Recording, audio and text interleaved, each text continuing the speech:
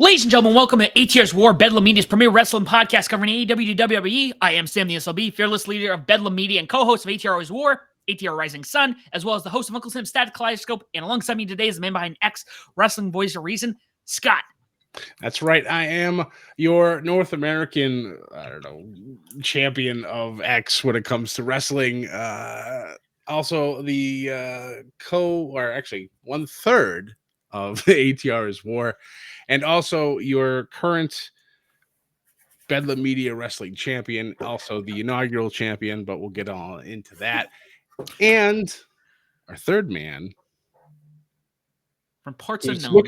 He looks like he's from Dudleyville tonight. So I am Dick Dudley the Third.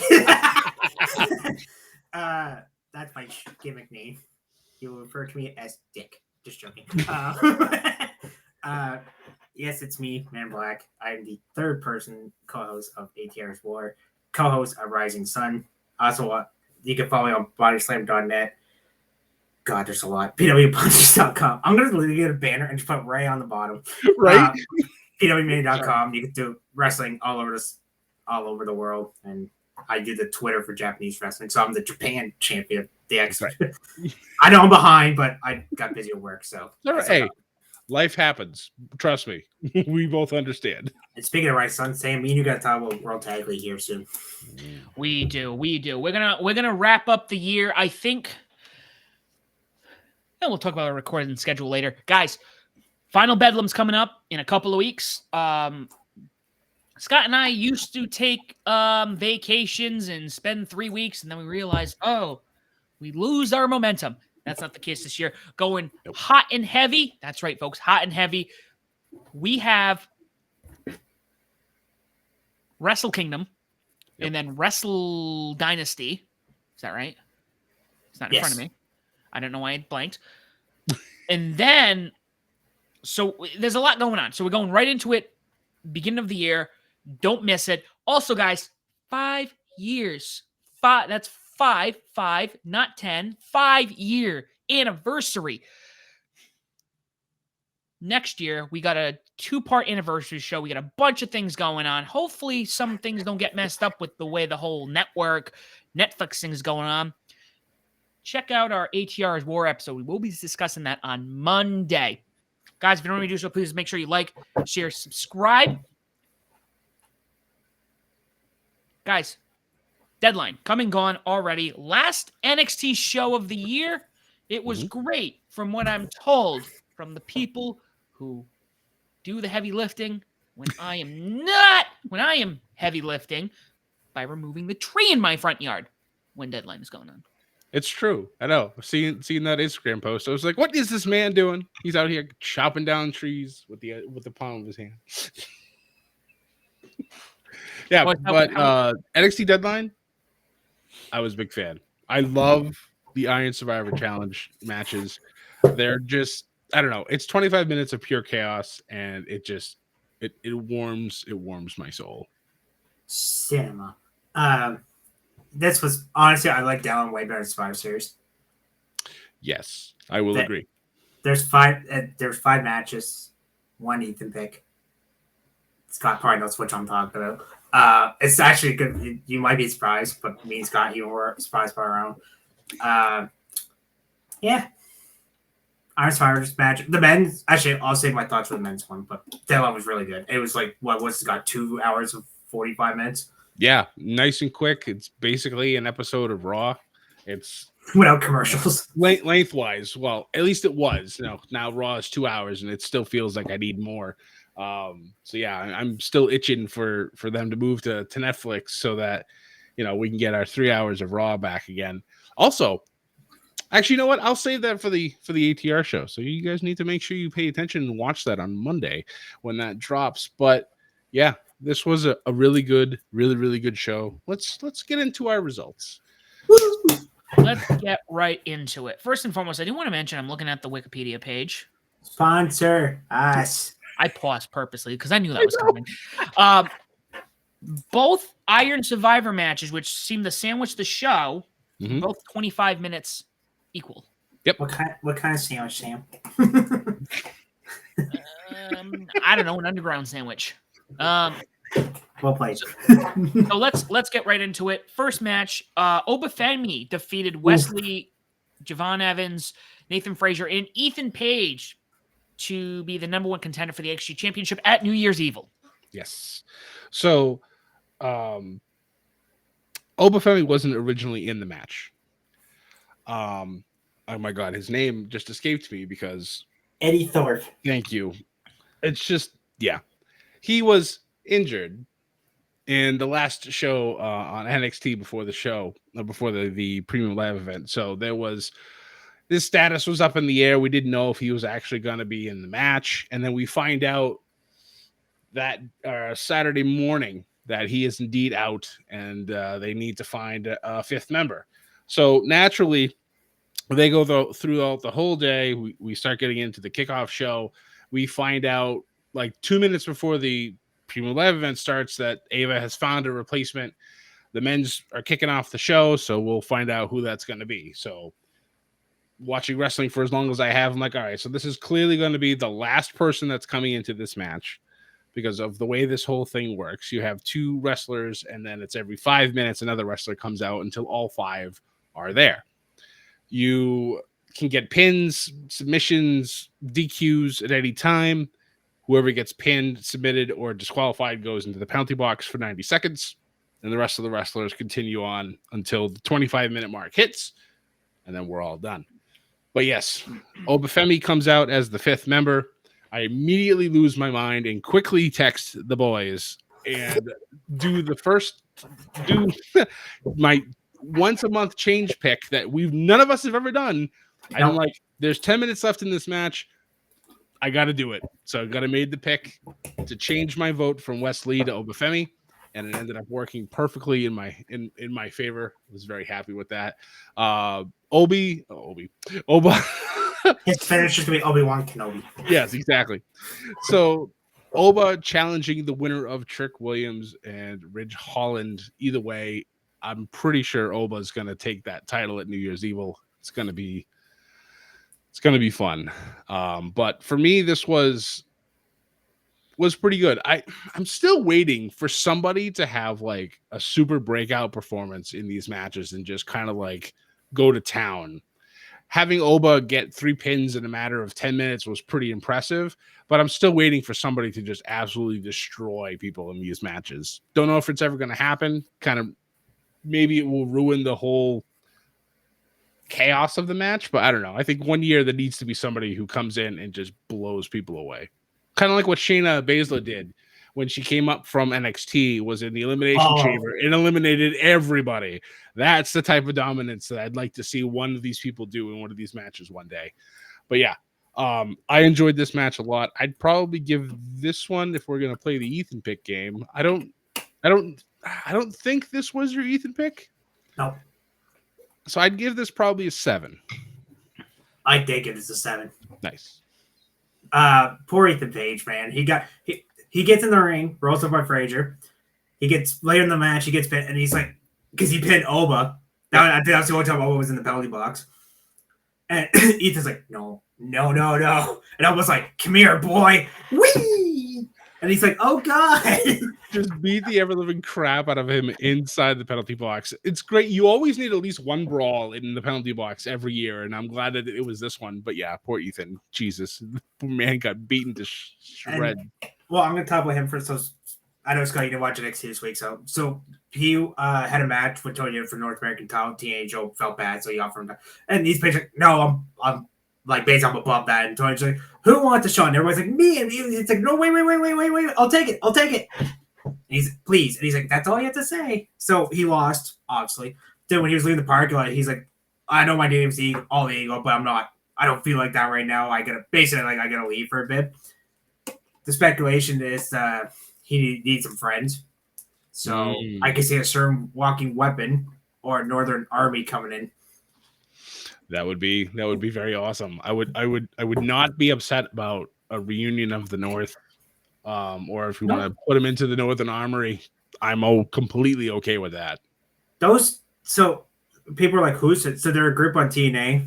It's Travis Williams, Drew Zacharias, that team, Center and State, best tag team on side besides Founders Forever. I want to see them on NXT. Like those guys, they got so many titles right now. I'm a fanboy, but leave me alone. But Josh Alexander needs to go to NXT for even just for one time and just show up. Like, come on, the North. Everybody wants the North. It's true. If you watched TNA, a few years back, or Impact Wrestling back then, the North was an incredible tag team. So to have them reunite on Impact or on NXT would be, that'd be a lot of fun. Axiom versus an that's a banger right now. I could see them take the tag titles off of them. So, come on, they gotta. Wesley, I like Wesley, but this heel run's not doing it for me at all. I feel like it lost all of its steam after he stopped wrestling the Rascals. Yep. And it just kind of like, I mean, he was trying to do stuff with Trick, which was my main reasoning why I was like, all right, I think Wes would be a good pick here, because you could have Wes go into a program with Trick and maybe take the title off of him, maybe have a short run. I don't know, but I thought it made the most logical sense out of all of this. And then they throw Obafemi in. I'm just like, well, yeah, that makes 100% sense now. So, yeah. And I like how Obafemi got his last 2 points for pinning Wheat and Frazier. I'm like, well, there goes my victory for the night. Yep. And Scott, we all predicted too. It was by 1 point. Yep. Oma got 3. Who was it? Paige and Evans, I think, got 2 points. Paige and Evans had 2, and then Wesley and Frazier got 1. So everybody getting a point, which is nice, because there's always been somebody who got 0. So I'm glad that they broke the record this year. They shared the wealth. They'd be very happy. But I out of the 3, I say this is probably my least favorite one out of the 3. If I had to choose, last year's is still my favorite. Oh my god, last year's was absolutely balls to the wall. Fantastic. Oh, but Dijak tweeted about Eddie Thorpe after they found the whole attacker. He's like, I knew that guy was a piece of shit. How many times do I have to tell you people? Yeah, I know. It's great. I love how he's not with the company anymore, but he's still constantly tweeting about them. It's funny. Part of me wishes that he would go back there. And so now him and Sean have like an impeccable relationship. And, I know that the things didn't work out with the main roster at all. And the fact that they didn't even announce him when he got drafted, the writing was on the wall. And I had that sad suspicion that it was going to happen soon. And unfortunately it did. Well, even he said that too. Because for Christian, he's like, I think one of the producer times he's got wrestled on like main event. He's like, yep, I'm fucked. Yeah. Yeah. I mean, wrestling on main event is not, the greatest for them, but, at least being on television or the network or Peacock or, something, it's better than just sitting at home. But for some wrestlers, I guess, they put that 2 and 2 together that they're clearly not going anywhere anytime soon. So, but, he's doing great out in the Indies. So he's killing an MLW. Yeah, so all the power to him. I'm still obviously a huge fan, and maybe one day he'll come back. But if not, then hey, good for him. He's doing good stuff out in MLW. But moving back to Deadline, our second match of the night, we went back to the Underground with Lola Vice taking on and defeating Jada Parker by a technical submission. Lola Vice remaining undefeated here in the Underground. I think we all picked that. So first, one of the clean tweets we all had. It was kind of, obvious. I love Jada Parker. And with this whole transfer portal, I guess they're going to call it, between Raw, SmackDown, and NXT, I can definitely see Jada Parker moving up to probably SmackDown, or I think she'd fit better on SmackDown, to be honest.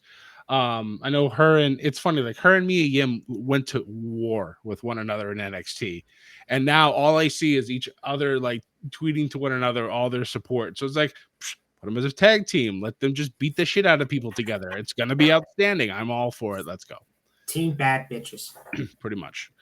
But yeah, like I need more of this Lola Vice. The badass, there was no dancing. She just walked to the ring like she was going to murder somebody. And I'm just like, this is what you should always do. You're not a face, so being all bubbly and shaking your butt everywhere, it's not going to do the job. You're coming in here to be a killer, End of story. Just so Shayna Baszler 2019, got it. Pretty much. She wants to be the best MMA fighter to transfer over to WWE. Prove it. Yep, do it that way. Stop shaking your bum so much. I like it, but it's just like, it's funny. Like I get you want to be bubbly once in a while, but like I like this series. Like coming out of the rainbow, just like ready to beat some ass. Yep. Bad joke, but but they had a lot of extras there, and Love Doug was there. I'm like, yeah, Love Doug, let's go. Yeah. I was like, I know that 80s retro guy somewhere. Yep. I've seen him for what was it, Chaotic Wrestling. I've seen him in Beyond Wrestling. Yeah, he's been all over the Northeast too. So it was nice to see him on television. When you said it, I missed it at first. And you're like, Love Doug's there. I'm like, what? And then they panned to it. I'm like, son of a bitch, there he is. He's right there. I was like, it took me. So I was like, who is? It's Love Doug. Yeah. we acknowledged Love Doug on the show. Yes. He's great. Underground. Welcome to ATR, everybody, where we all go off track. I like this one, 7 out of 10 as well. I say this is my third favorite match of the show. Okay. I liked it a little more than the men's Iron Survivor. I love that. It's funny, that referee, I forget his Adrian Butler, I think his referee's name is. Yes. He's always the referee for Underground. You ever notice that? Yes. Even the men's too, I'm like, he's Mr. Underground. Pretty much. And Low Vice is Miss Underground. But I like how he was all in black, almost like a UFC fight referee. Yep. Well, MMA referee, I should say. Excuse me. But I like, thank God they didn't do the brick thing again. Because Low Vice and then Jay Parker's like, all right, I'm going to beat your ass. And then she felt, what's the sleeper hold? I think that was a TKO, wasn't it? Like she put in a chokehold or something, and Jay Parker's like, oh, yeah. Yep. Yeah. 99. Yep. She went to Sleepville. It happens. I'm still gonna die on that hill. Shane Baszler should have won that last one. Yeah, I know. But yeah, I know. But I enjoyed it. I mean, I need more of this badass low voice. Like, yeah. I wonder what's next. I mean, she got a big win, so now does she challenge for a title? Does she go after the North American Women's title? I think that would be nice. Having her go against Fallon, that'd be pretty interesting. Of course, then you'd have to worry about the rest of Fatal Influence. So we'll see. I can see that. She needs to hold the title these next couple of years. True. Yeah, absolutely. All right. So our next match was ridiculous. I absolutely enjoyed this, and the fact that the team that won this should not have won this. I think this is one of the ones we all got wrong. It was Nathan Frazier and Axiom, our good friends Fraxium, taking on and defeating the no quarter catch crew of Miles Bourne and Tavion Heights via pinfall. This was 15 minutes of absolute ridiculousness. The boys flying around, and like Nathan Frazier, like coming out with like Kleenex stuffed up his nose because he got his nose busted during the men's Iron Survivor match. Like this man looked like he went through the ringer, and he still absolutely destroyed it. It was Axiom was obviously the driving force in this whole thing. There was, of course, that moment when Axiom hit Frazier. I think it was with a missile drop kick, and I'm just like, there it is. Like they do this almost every match, but this one might be the one where they brought the camel's back. Yep, but no, the boys found a way to win. But huge props to Miles Bourne and Tavion Heights. Like these men showed that they belong in the tag team division. So I can definitely see in the future, probably within a couple of years, these boys are going to be probably multi-time tag team champions in NXT. Oh God, yeah. For ATR 4, we'll talk about the top 10 tag teams because we have some crap about that one. They're on that spoiler fractions on that list, by the way. As they should be. As they should be. This was a banger. This is the Ethan pick, Scott, by the way. Nice. This did not, because when I first came, I'm like, oh, it'd be like fun. Like I was thinking, like, 7 out of 10. Yeah. Holy shit! Damian Heights, by the way, throwing Frazier over the top, bro. Like, OTM, please catch him. Right? Yeah. Please. But somebody posted it was so funny. You know when Darby got hit by a bus? Yes. So they put Frazier and Darby's pictures. So Darby's on this side and Frazier's on this side. I think of mine. Anyway, as they said Darby got hit by, like, when you get hit by a bus, it was just Darby's, like, nose here. Yeah. Getting hit by Femi, ribs, tape, tissues up the nose. I'm like, well, I mean, Femi's pretty beefy. So, yeah, I can see that. This was, I thought no core catch was going to happen. I swore. They had a few times. I'm like, oh, here we go. Yep. No. But I'm not mad about it. I was like, oh, okay. Damn it. But they put out a good showing. So that's yeah. the biggest thing out of this whole thing. Like, you can do really well at a loss. And I thought the boys did really well. So, yeah, I can definitely... protects him, too, by a roll-up, right? So it's not... well, it was a clean loss, but it's like... They can say, oh, it's a fluky win because it was a roll-up. Right. Next step, Gallus, boys. That's... yeah. I think they're going to retain their... I can see Josh Briggs and Shiki in more taking them. True. That's true. Yeah, there's a lot of... There's so many really good tag teams in NXT right now, too, so... Thank you, Sean Bauer, for putting the Pro Wrestling Noah stuff up there, showing this backstory. I said that, too. You did. I said that. I'm like, there's the story. And then they show it as the progress. I'm like, yes! They proved my point. Somebody's paying attention, and we appreciate you for that. Yes. But Ethan Pig, 8 out of 10. Nice. Fraction should have been number 1, by the way. Okay, move on. Yeah, we'll talk about that, too. On our ATR show. So remember, Monday, make sure you pay attention. Our fourth match of the night. Woo! It was for the NXT Championship. It was your boy Trick Williams retaining his title over Ridge Holland via pinfall. I like how every match besides the underground match was at least 15 minutes. Like, it was a nice pace in every single match. It went as long as it's supposed to. Like, it didn't feel like it was overtime. It was good. What was the underground match, Scott? Sorry. The underground match was actually 11 minutes and 5 seconds, which did not feel that quick. That did not feel longer. Yeah, I thought it was closer to the 15 minutes like everybody else, but yeah. I enjoyed this. I thought this was really good. I think out of the 5, I enjoyed all the matches, but I think for me this was probably my weakest out of all of them. I'd probably give this maybe a 6 out of 10.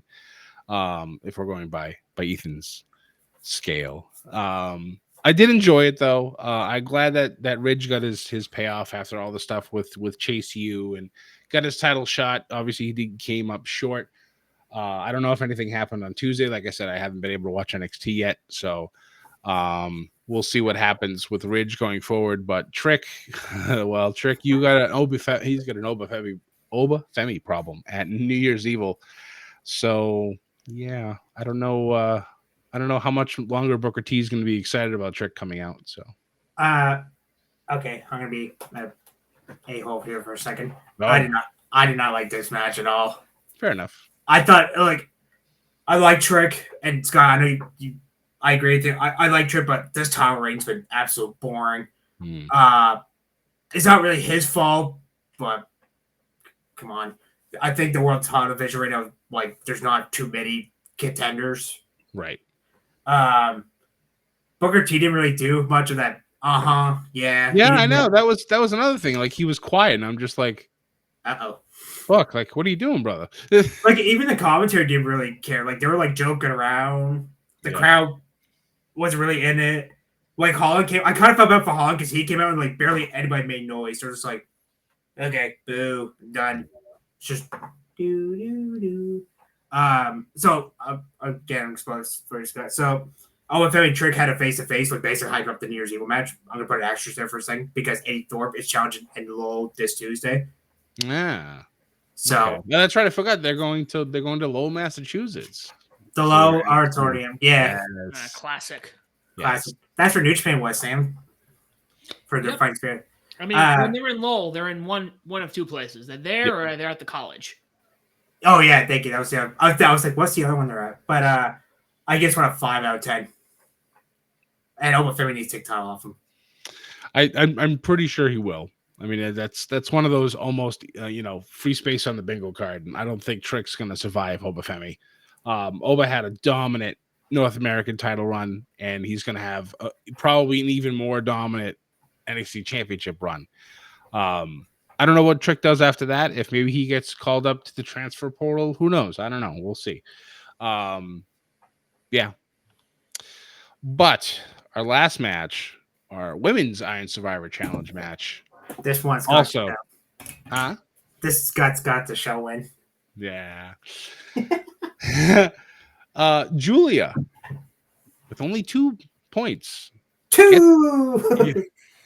Gets the win over Sol Ruka, Stephanie Van Kier, Zarya, and Ren Sinclair, who all got 1. I was so happy that Ren Sinclair got 1 pin because that woman, I think, spent half the match in the penalty box. She pinned Sol for that one, right? Was it Sol Ruka? Yes, I think it was. But honestly, I think out of this whole thing, I think Sol Ruka was the MVP of this match. Thank you. And thank you. Main reason why I picked her was because I felt like this was her time. I didn't feel like, I know the other, 3 of the other 4 competitors are like mega superstars, but I felt like maybe they just need a little bit more time fighting one another before they go after the title. So I figured this would be the perfect time for Sol to win. I don't know if she'd actually if she'd be able to successfully cash in against Roxanne, but I feel like it would have been a great thing for them to elevate her even higher. But her performance, I think, did that anyways. So Sol is definitely not going to be without a title. I think in 2025, she'll be a champion at some point. That's Sasuke's special. Beautiful. Chef's kiss. That was beautiful. For a second, I was like, please catch her. Please catch her. Please Yeah. catch her. Okay, she caught her. Okay. Because I turned around for it, and the next time she was on the barricade, I'm like, did she just jump on the barricade? And then I saw the ring, like, oh, she jumped up. Okay. But I called this guy. I said, Maria Sinclair was gonna get pinned most of this match, and she got pinned. It was she literally fell into her victory in NXT to get into this match. So I'm like, well, I think she's gonna be the unfortunate fodder for everybody else. There's one. Oh, go ahead, sorry. No, that's fine. Go ahead. I was gonna say, like, I think Julia pinned her first, and she got the belt, and then she came out. I'm out. And then Sol Ruka's like, no, get back in there. Yeah, that Soul Snatcher on the corner. Yeah, that was nasty. And then that third time she was in, she's like, damn it, again. Yeah, I know. She was pretty funny in this match. But Ren's such a fun character, and she's a good wrestler. It's just her mannerisms and everything she does with the crowd work is just great. Like you can tell she's another one of those up and comers that's going to be really, really good in a couple of years. But yeah, like I'm very happy, like I said, that she ended up getting a pin as well. So everybody in both Iron Survivor matches gets points. It's great. But yeah, it's going to be Julia and Roxanne Perez and New Year's Evil. I don't know if Roxanne's going to walk out of that night with the title. Nope. I think if Roxanne's done everything, she needs to go up the main roster now. I definitely agree with that too. So yeah, we'll see what happens if they do this whole transfer portal thing, and if they extend it over like a month or 2, so you can get through New Year's Evil without them saying, oh, she's been drafted to whatever. Any of these champions, if they get drafted to any of the other brands, they're gonna lose. So it kind of like takes the mystery out of it. But hasn't it happened before where they've won the championship? I feel like this has happened like once. Karrion Kross.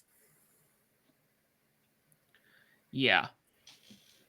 So, and again, you at that point, Scott, kind of going off your point. Okay, cool, you won, but you're not gonna have this for the next 6 months. Right, exactly. It'll be a short run, and yeah, who knows? But I forgot to mention my MVP for the men's was Javon Evans, Mr. Bouncy himself. Yeah, Bouncy. I like that. Yeah, like he's another one who's definitely been showing out ever since his arrival from DPW. So, yeah. Yes, God mentioned DPW. Woo! It's surprising. Like, I don't know if I'd say it's surprising, but I think DPW right now is kind of like early stages of what Ring of Honor was. Yes. When Ring of Honor was at its absolute height. You can watch their stuff on YouTube. I've dabbled with a little bit.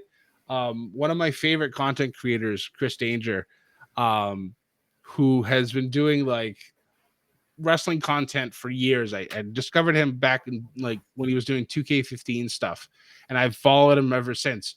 And the man he went through the process. He trained himself. He got trained. He went to flatbacks. He got trained by Sean Spears and oh my God, Tyler Breeze. Thank you. Wow, I'm tired. This is where my brain has gone tonight. And he has been in the ring. He's had matches. He's even gotten a win over Tyler Breeze, actually. So it's like the man is living all of our fans' dreams of being able to do content stuff and be able to then step in the ring. And I've watched his first match that he had with Sean Spears because DPW put it up for free. Kid can go. So I was like, this is amazing. So yeah, DPW's got some good shit. I hope they're continuing to grow so that they can take over that spot as like the super independent group. So we'll see. Yeah, funny. It's funny, like DPW for a second. So they got their own streaming service, and also they upload they have a partial Wrestle Universe, but it's not immediate. It's like a couple weeks later kind of thing.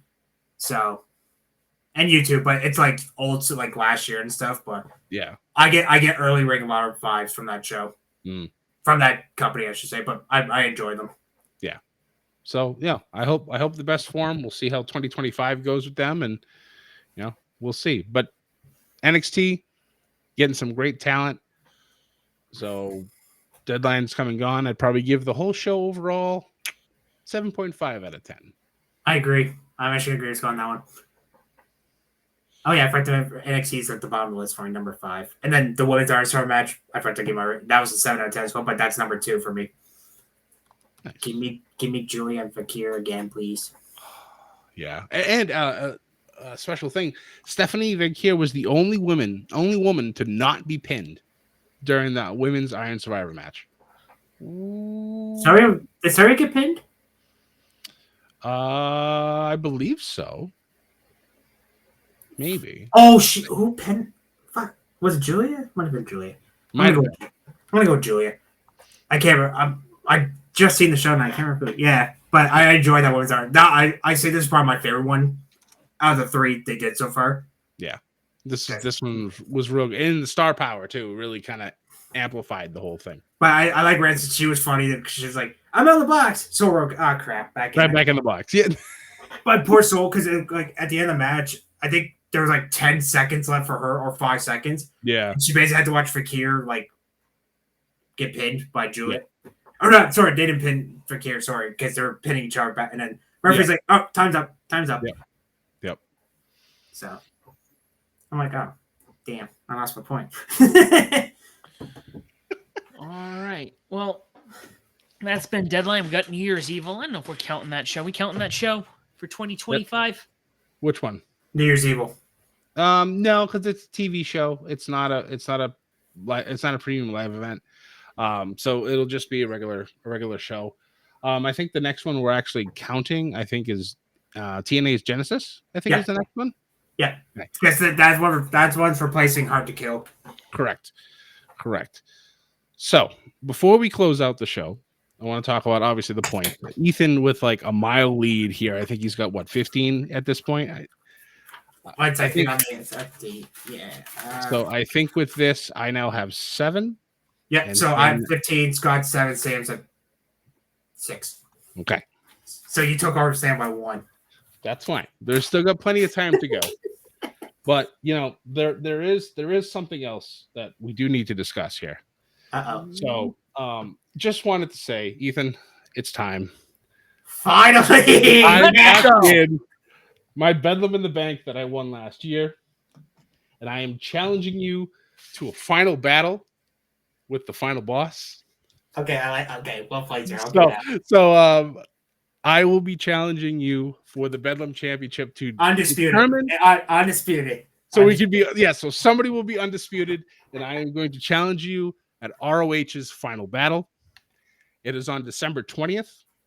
That is obvious. That is before I leave, which is great timing. Right now, there are only 3 matches that have been put on for the card. So obviously, we'll do this a lot closer. So for those who don't remember, or it's been a while since it's been a while. Since we've done this, the rules for this are as followed. Every match will count. So if we can, Ethan and I will we'll discuss times and when we're going to do this. I'd like to do it as close to the 20th as we can. Yeah. So that way we can get as many as we want. We don't make the choices. Spin the wheel. Spin the wheel and make the deal. So, and Sam's referee, so he has to keep score. Yes. So all three of us will be on. I don't know if we'll do this live. I don't know if we'll tape it on a Friday because I believe the pay-per-view is on a Saturday. No, Friday. It's 20th of Friday, Scott. So actually that makes perfect timing because we'll do it on Thursday like we do our normal recordings. So every match that will be available, Sam will pull up the wheel, put the people's in, and we'll spin. Whoever it lands on is who we're going with. So somehow I ended up winning when we did the Bedlam in the Bank, all those like almost a year ago to the day. Revolution, ironically. Yeah. So we'll see what happens. And then coming out of that match, we'll have an actual undisputed Bedlam Media champion. Let's hope no ties, please. That is true. Well, yeah, that's true. We have to figure out a way to make sure that does not happen. With that being said, Bedlam in the Bank obviously will then be back on the line. For that, I offer up World's End between whoever's left. If I win, Ethan and Sam will do the same thing for AEW World's End, and they will be the Bedlam in the Bank winner. Same thing if I'm there. Basically, the loser means God will face Sam. Correct. We'll face Sam, and then that person will be Bedlam in the Bank, and then they have a full year to cash. So they could cash on whoever wins between Ethan and I, and then we have 3 champions in 1 year. Like the Shield. Exactly. Yeah. So, right quick. So, with the match, if you know how after we start recording the matches, whoever ads don't count. Are we counting those, Scott? We'll talk about that afterwards. Okay. I think we should, but we can just do like a spin outside of the thing, and then we'll talk about it when we do our post. Oh, gotcha. Okay, perfect. That's just my thoughts. So obviously we'll talk about that afterwards. But yeah, I was thinking about that for like the last since last week. Since deadline, and I'm like, I'm gonna surprise the boys on Thursday when we do our recording to drop this, so we can get this rolling. We can have some fun with it. More content for the end of the year, so it'll be good. I'm looking forward to it, and I'm glad I got surprises out of both your faces. I was like, yes. Well, before we get off, guys, Ethan, we'll start with you since you have the mouthful to spit out. I'm like halfway through this glass of whiskey. So, Ethan, tell everyone where they can find you. You can find me on Twitter as wrestling_fan_9. I'm not going to change that anymore. I said it 20 times. I haven't bothered. You can find me on Blue Sky as Ethan.Black at Blue Sky because that's the new Twitter. Wolfpack Twitter. Yes. You can follow me at bosshead.net, pwman.com, PW Punters, where I review any wrestling under PW Punters. I do the indie wrestling, so Beyond, GCW sometimes, Wrestle Revolver sometimes, basically any indie promotion, H2O Wrestling. Yeah, and you can follow me on here where I do the Japanese stuff. Scott, where can everyone find you? Well, you can find me at Scotty J Stream pretty much on all social media platforms. I was lucky enough to get that everywhere, thank God. So yeah, and obviously doing the Above the Ring, the ATR is war stuff. Might dabble back in some streaming stuff. I'm thinking about it. I'm trying to gear up some stuff with 2K24 while it's still a thing. I saw that they're actually wrapped up their commercial for 2K25. So we'll see what happens with that. Hoping for some new match types. I'd love to see the Iron Survivor. That'd be dope. Yeah, being one of the match choices. I don't know how they'd be able to do it because it's kind of crazy, but they did do championship scrambles back in the day. So, and they had the Gauntlet Challenge too on 2K24. Yep. So yeah, so I mean, there's definitely options to be able to do it. So we'll see. But yeah, it's gonna be a good time. I'm looking forward to 2025 and what it brings for us. And you can find me as the SOB Official on X. I handle the Bedlam Media one as well. Haven't really done much with that. I need to, though. We probably need more content so we can. That's a business discussion. I don't know why I'm going on a tangent on that. You can find us on Facebook, Instagram, and YouTube at Above the Ring. We are on all streaming platforms. I believe, Scott, if there's anyone that we are missing, please let us know and put ourselves on there. Like I said, guys, I'm just going to keep hounding away. 5 years. 5 years in January. It's coming very quick. And 3 years for me. 3 years for me on this. Which is also insane that it's been 3 years.